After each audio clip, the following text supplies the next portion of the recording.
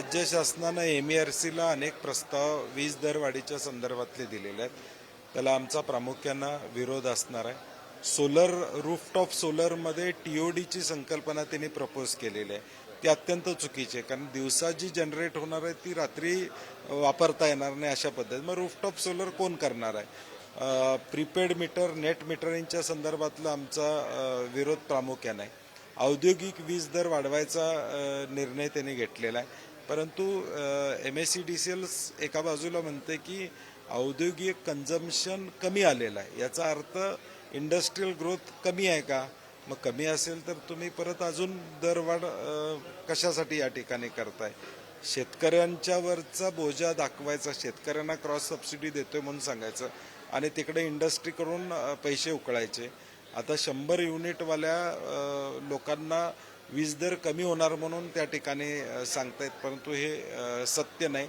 100 युनिटची संख्याच वाढणार आहे, कारण की आज प्रत्येकाच्या घरामध्ये किमान एक फ्रीज, किमान काही गोष्टी आहेत ज्या 100 युनिटच्या पुढं बिल घेऊन जाणार आहेत. आणि त्यामुळे आमचा त्याला विरोध आहे. आणि प्रामुख्यानं गळती 18%वर, चोळी आणि गळती ही 18%वर राज्याची पोहोचलेली आहे.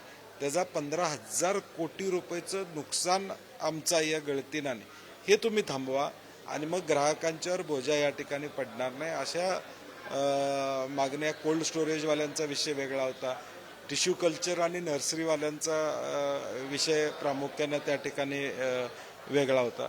अशा सगळ्या घटकांचे विषय MERC पुढे मांडलेले आहेत. आम्हाला अपेक्षा आहे की राज्य शासनानं जे प्रस्ताव MERCला दिलेले आहेत ते MERCनं नाकारावेत आणि साधक बाधक निर्णय घ्या. इकडे केंद्र सरकार, राज्य सरकार सोलार प्रकल्प लावल्यावर वीज मोफत भेटणार असं सांगते. नाही लोकांना सांगते घरगुती नाही, आता सोलर पार्क करणाऱ्यांना पण अडचण आहे. म्हणजे आता अनेक उद्योगांनी 100 एकर घेऊन सोलर पार्क केलेले आहेत. का तर वीज दर कमी व्हावं म्हणून. आता ते म्हणतात त्यातून जनरेट होणारी वीज फक्त 10 ते 6 वापरता येईल, संध्याकाळी वापरता येणार. त्यामुळे हे आणि फक्त राज्यातच आहे, महाराष्ट्रातच आहे, बाकी कुठल्याही राज्यातही नाही. बाकीच्या राज्यात ग्रॉस मीटर आहे, परंतु हे इथं मात्र अशा पद्धतीने. आणि म्हणून हा प्रस्ताव जो राज्य शासनाने दिला त्याला विरोध करण्यासाठी आम्ही सगळेजण आलेलो आहोत. हो, TODला विरोध आहे.